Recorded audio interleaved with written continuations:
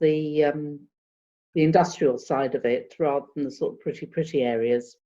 So when I moved back to Shoreditch in the 1970s, I sort of picked up on the canal in Shoreditch, which had a very similar feel to the Birmingham ones, although it wasn't nearly as deeper cut as they were.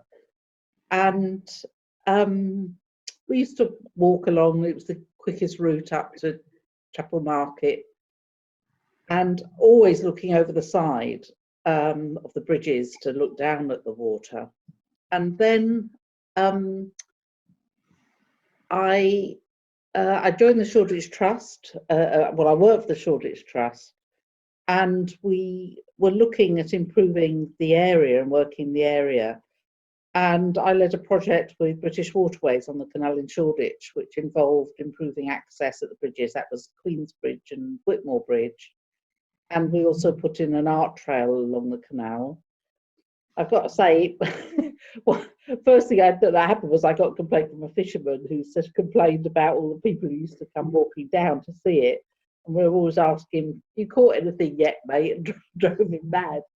And then when I wrote Shoreditch Tales, which was my first book, I spoke to local people about the stories around the canal and realised there were sort of two sections of the population: those that knew about the canal, used to go down it as a kid, work by it, it was part of their life, and those that lived maybe a couple of streets along that knew nothing about it. And so from there, I sort of got an awareness that there's this fantastic resource locally that isn't necessarily used.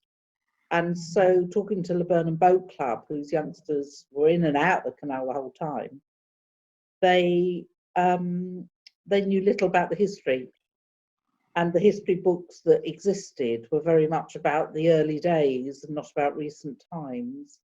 And most notably were quite rude about the Shoreditch area. One or two of them really said, you know, going along the canal, best not to bother to look, you know, at the Shoreditch area.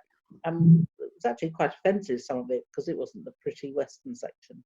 And so that's how it all started, really. And that was about 2012, I think that was. I see. Right. Well, that's obviously, to put that into a very short phrase, you got the bug. yeah. We're not talking about hopefully any infected others. We're not talking about a bug that's circulating now and rather in the news. No.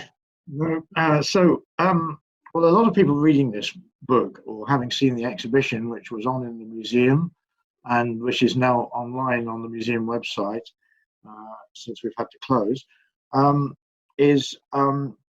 they'll be wondering about how you ever managed to find all the people that you come in contact with, people you've interviewed, people who you've persuaded to dig out their records and their albums and things. How did you come to meet all these elderly people that you interviewed? How did you get hold of them? Well, it's not difficult, really. I mean, I had a head start certainly in Shoreditch, and then when I moved to Bow in the East End, when you live in a community, you get to know people quite easily, and it's easy to network and snowball. But I also did a fair amount of, you know, bog standard outreach, you know, going around pubs, going around luncheon clubs, what there used to be a lot more of. And you speak to one person and they lead on to another person. And it, I don't find it hard going to events and activities. I also give a lot of talks, and it's often after the talk you get the questions and people sharing their own memories. I see. So what about the photographs? I know we at the museum provided you with some when you came and scoured through our archives, but by no means the majority. They mostly came from individuals, or where did they come from? Well, a number of the classic archives like Hackney and Ty Hamlets were very generous with their photos, and the London Metropolitan Archives. But there was also some more obscure ones, like the Ragged School Museum has a sort of collection talking to the Transport Police history group. Yes. Even Bishopsgate, you know, it's going round the more obscure ones. Some of the companies as well, we tried to find out information directly from the companies and their records. So, and then of course people themselves. I mean, it's strange because in the poor areas, people often, photography was quite an expensive hobby, certainly pre-war. And so photos that were taken were actually valued, but there are few and far between. But those photos that exist, there were some fantastic ones that people would very generously let us have and use. And even like a sort of simple family photo, you sort of look in the background and you can see something there. So yeah, people were very, very generous, and we did manage to find some really stunning images. Yes, I have a personal favourite of your photographs, and you know which one that is, don't you, Carolyn? Poppers. Sorry? Cut runners. Yes, the police photograph. I'm not sure where you got that. You'll have to tell me sometime where you found that. But that is a most fabulous photograph. If you blow it up on a computer, you can actually see that the inspector sitting at the front has the Regent's Canal Prince of Wales feathers on his cap badge. You can just see that if you blow up the photograph and try to enhance it. Yeah. And so he's clearly not a metropolitan policeman. Yeah. Anyway, but leading on from police to crime, some of the tales in your book are not tales of virtue, are they? They're tales of misdeeds or even of criminal offences like theft and trespass and other misdeeds. Were people sometimes a little bit hesitant about telling you what crimes they committed? Actually, no. I mean, I often say that the main occupation in the East End was always ducking and diving. And part of that is people worked hard when there was work. When there wasn't work, they found alternative ways to make ends meet. Yes. And so it's very much a way of life. But one thing that I was struck by is how widespread it was within the canals. So you've got, for example, you've got small scale crime, like in the timber yards. People would often nick a bit of timber. And one man actually showed me this lovely little doll's house furniture he'd made out of timber he'd nicked from a timber yard for his daughter. And that was absolutely charming. And then another person I interviewed, Ron Moss, talked about the manager, because he was quite handy at making things. And the manager actually asked him to make a fireplace for him. And Ron told him, I don't mind doing that at your home, but you need to arrange for the timber to get there. So he was more or less asking Ron to nick the timber for him as well. And that was the manager. It's also, I mean, the poor old lock keepers, as well as I'm sure you'll know, in the early days, because they took tolls, they were robbed right, left and centre. It's very dodgy. But then there's also the records about how they had a nice little earner on the side selling lemonade from the lock cottages, and the company had to tell them to stop doing it. So, you know, you've got that balance all the time of, you know. Was there something, selling lemonade sounds to me quite an innocent thing to do. What was wrong with that? Well, apparently it was against the regulations, and in the canal company minutes they told them they weren't allowed to do it. I see. So, yeah, and that, I mean, you know, things were always going missing. Used to fall off back of boats before it started falling off the back of lorries. Yes, indeed so. So, of all the very many people that you've interviewed, do you have a favourite interviewee or a favourite discovery to tell us about? I've thought about this. I've got a lot of favourite. I mean, there are some lovely people, and also some lovely turn of phrases, which when you're interviewing someone and they just come out with something that's so magical. Like I can remember this, oh dear, he was talking about when he was a kid and the magic of the canal, and he said, you know, it was the colour of mahogany, so it was an awareness that it wasn't as clean as it might be. But he said to us, you know, the sun was out, it was like a spring in the country, and this is in the heart of Shoreditch in this case. So I mean, I think that lots of lovely people. We did very difficult to choose one. I'll tell you. Do you want to hear one that was Did you want to hear one that was a bit tricky? There was, I was talking to this woman called Celeste, who was Italian. Actually, this was in Islington, so she wasn't on one of the books, so perhaps I shouldn't sell it. But it was so funny because she was talking about all the Italians that worked on the canal, right the way along in the marble works, and of course in the ice works, which you'll know about better than I do. And she was talking about it, and then she said, and of course you know what happened in the war. And when you're interviewing someone, they ask you a question like this, you want them to tell you themselves rather than say, yes, I know all about it. And in Yes, fact, of course. I didn't know. So I said, oh, no, I don't. And she turned around to me and said, oh, you don't know anything, do you? In the middle of the interview. So, yeah, I mean, she was well into her 90s, but sharp as a tack. And what was the thing that happened during the war? Well, that was the tragedy where these were all the workers at Die Speckers and the Icefalls and everything, because they were enemy aliens. They were all interned, and they were being deported. And I can't remember which country it was, but it was like Australia or somewhere miles away. And the tragedy was that in a whole boatload actually got torpedoed. It was called the Arandara Star, and it was torpedoed, and all of them got, well, a whole load of them got killed. And the Italian community in Islington, it's still remembered in the Italian church. They got a huge a sign up about it.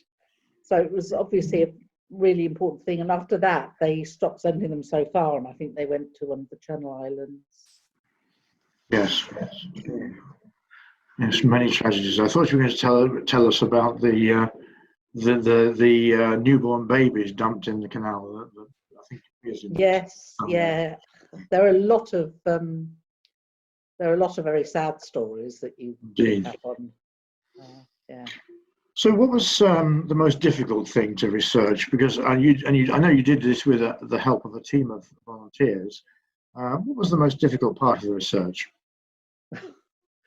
Well, apart from the London Metropolitan Archives computer system was notoriously dodgy, and I had a whole group of volunteers there ready to go, and the whole computer system crashed on the day we were there.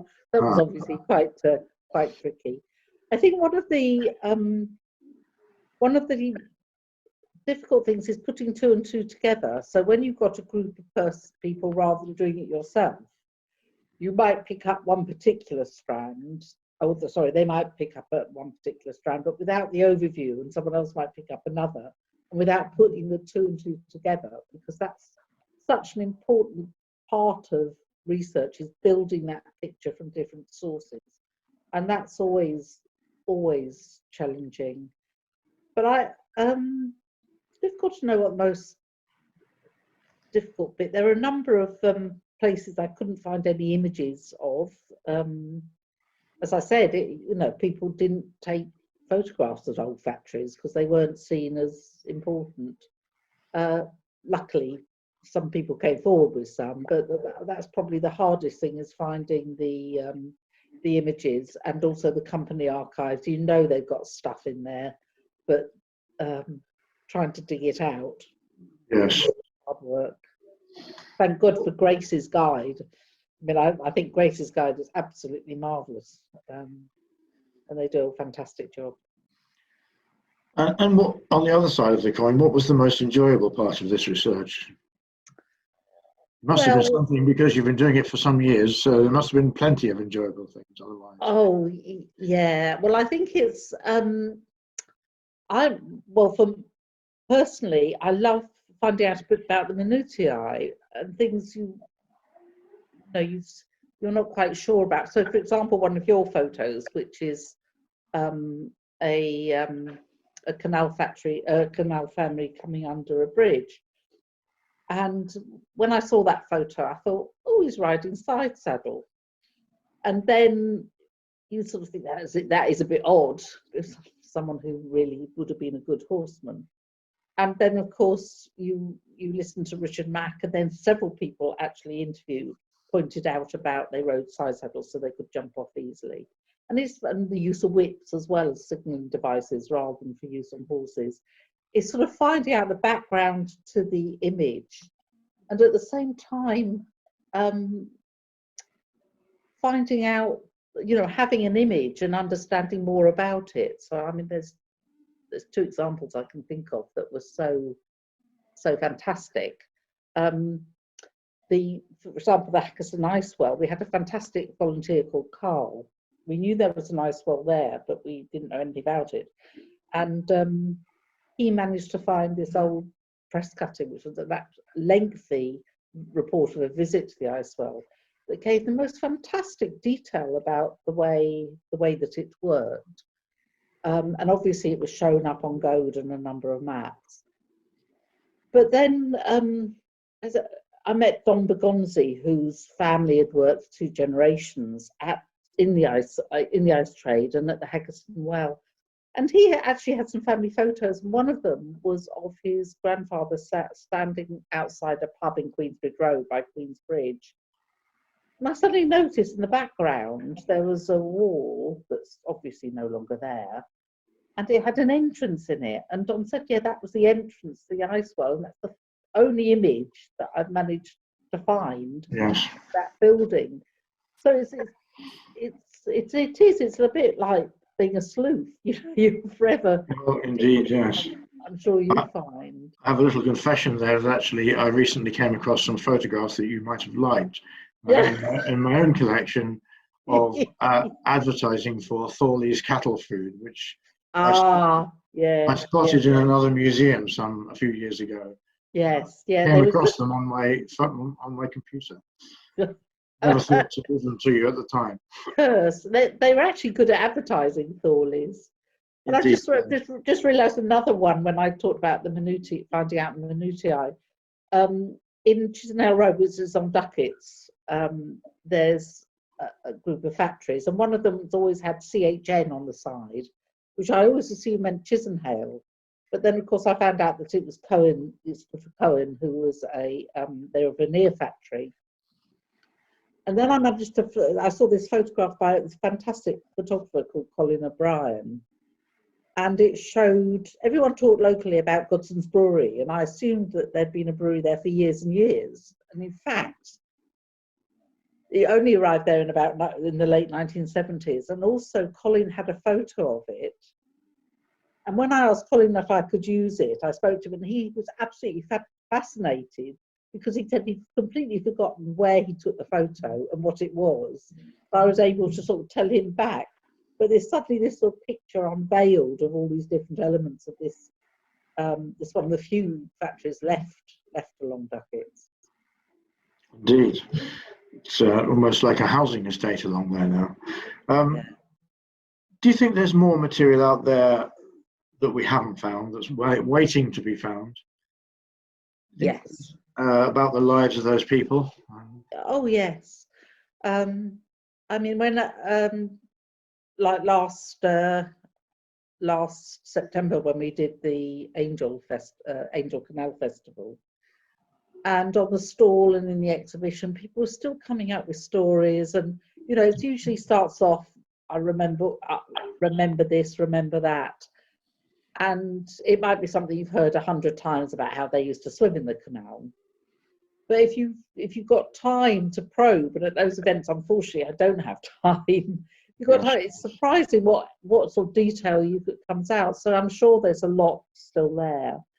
And the other thing that I haven't had the time to do is the deep research into old local papers. I've done the standard ones, search for the canal as a title. It's a bit depressing actually, because there are so many suicides. Yes. Really sad stories, suicide after suicide. But I haven't done the lateral one, which is to actually search by streets and by company names and everything that would bring up, I'm sure, a lot more detail.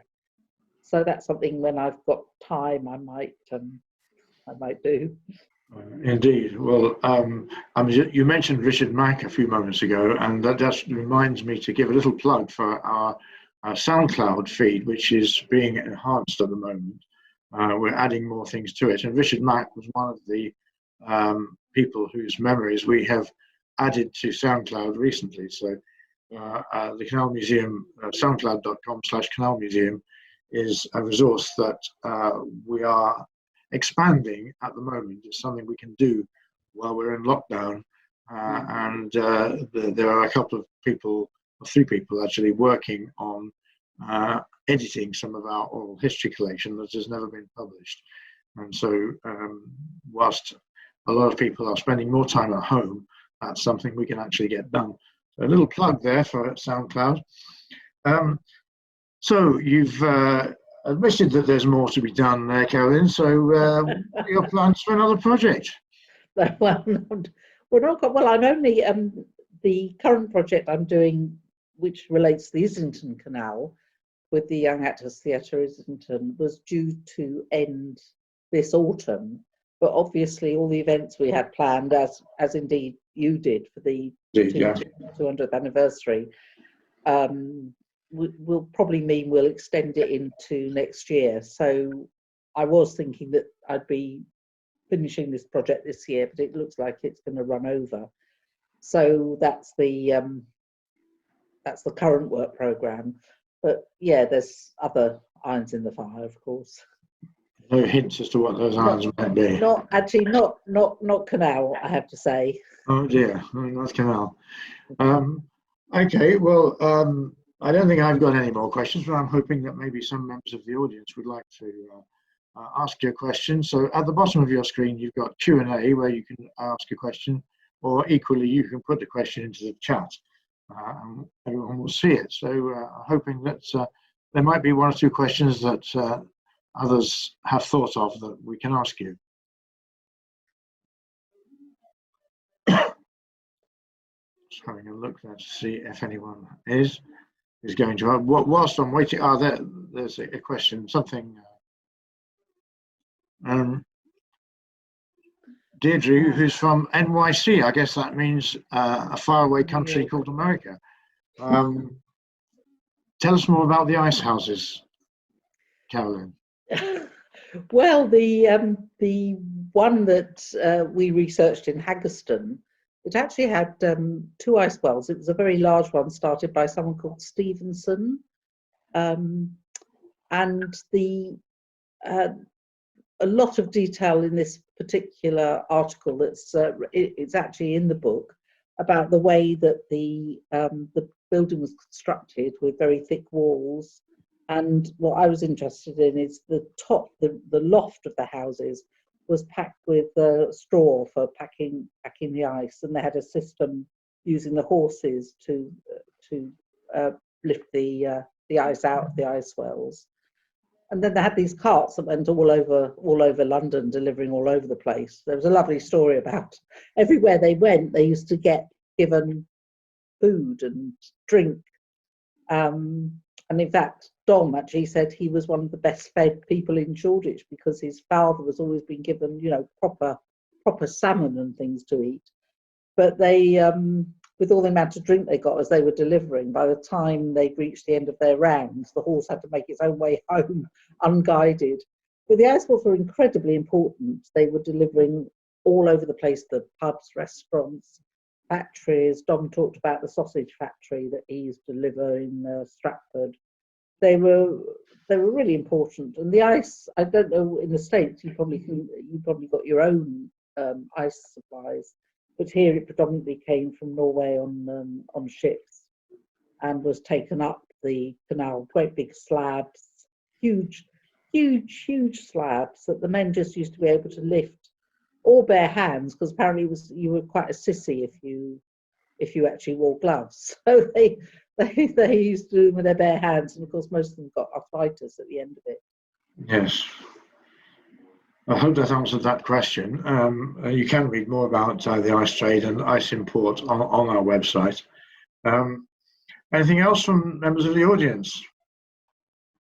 Anyone got anything else to grill Carolyn about? Ooh. I'll just mention, there's another question coming up. I'm done. While that question is being typed out, I'll just mention to you that I'm giving a talk on Thursday this week about a completely different subject, the subject of tractors on the London Canals, which is a slightly specialised area. So do, I was going to say jog along, but that's not quite the right phrase. Do zoom along 7:30 on Thursday for a webinar about that subject. Actually, that was one of the things that I was fascinated to find out about in relation to tractors, Martin, which is again along duckets. You've got one lock that's, well, they're all quite deep locks, and you've got one really deep lock, and it's got this little metal edge, and I never knew what that was. And when we were speaking to Tony Byfield, who's the tractor driver, he said it was actually put in to turn the wheels of the tractors because one of we used to fall in. Yes, it's just finding out that, and it's still there, so people pass it all the time. And you know, in my presentation on Thursday, I'm going to be showing a photograph of that metal edge.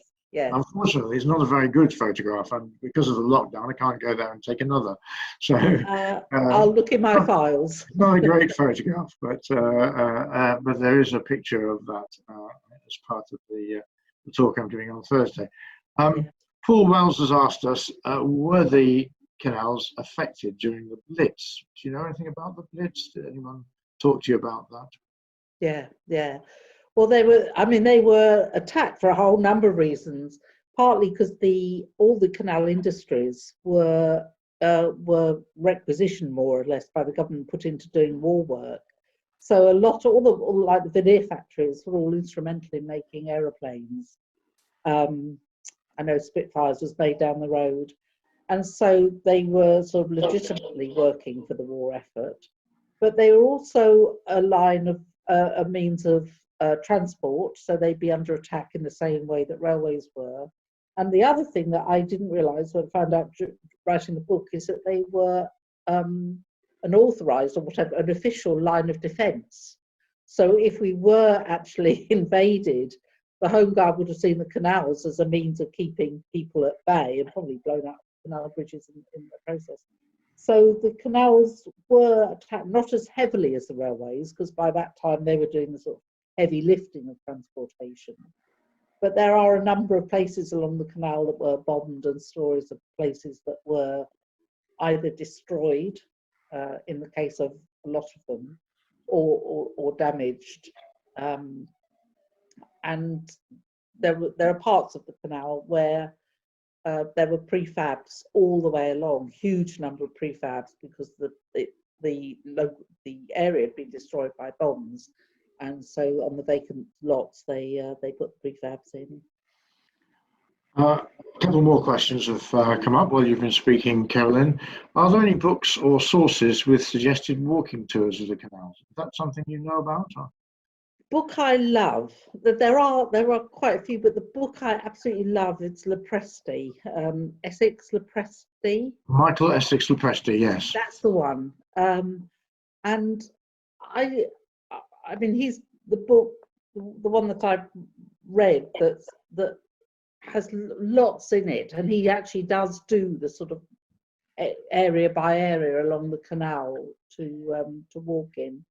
And there's the other one that I know you sell in your shop that was done as part of, when the Olympics were on, that does a walking tour.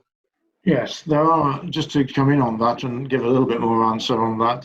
Yes, Michael Essex Lepresti's book is still available from the museum, although currently we're not doing that mail order, so there'd be quite a long delay if you wanted to order that from us, because obviously our stock is all tied up in the museum, which is closed. Certain books, Carolyn's book is available because we've got stocks held outside the museum, and so that can be sent off quite quickly. And some others are also in the same situation. But the Michael Essex Lepresti's book, although it's a very good book, is a little bit out of date now. There are some other books. There's one, I can't remember the exact title, but it's something like Walking the Regent's Canal. And there are some specific walking guides available, which we do have in the museum shop. Unfortunately, I can't remember the exact titles, but if you email us via the website, we can probably find that out. Because we do have some reasonable IT, and we can log into our shop system, even though we may be 100 miles away. So that was that one. One more question. Did any of the people you interviewed say what they thought about the use of the canals today? Oh, yes, yes. In fact, in many ways, that's one of the saddest parts of it, because people, I've barely heard a good word about the canals today. There's a lot of people who used to go down there for the peace and quiet, who walked them all their lives. They say they just don't go down there today because they keep getting disturbed by cyclists, joggers. And there are other people who feel so alienated by the buildings that have gone up. They say it's not the canal they know. There's that sort of ownership of it, and it was a real part of people's lives, and that sort of ownership, especially the nooks and crannies along it. That's sadly sort of been diminished by these, you know, they're all called luxury flats, even when they're not luxurious, but they overhang the canal and sort of taken over. So I think, I mean, that's a tragedy that the canal's sort of almost been taken away from local people, and just as you hear, it's a green corridor and it's a park and things. People feel alienated from it. I see. Okay, Carolyn. Well, there are no other questions pending, so unless anybody else has a question, I'll just type I'll hold up the book again. Yes, hold up the book, and I'll just type. This is an abbreviated URL into the chat, which will just redirect you to a longer URL. Yeah. lcm.me.uk/bo, which stands for books, just to make a short URL. That is the address where you can go to buy Carolyn's book, and you can also buy some other books published by the museum there as well, and we can send them to you by post, even though the museum is closed. So, Carolyn, I'd like to thank you very much for coming online and answering our questions. I'd like to thank all the members of the audience for taking part, and those of you who asked questions, thank you for your questions. It was good to see you all, and thank you very much, everyone, for taking part in this little Meet the Author session. And good night. Thank you. Thank you.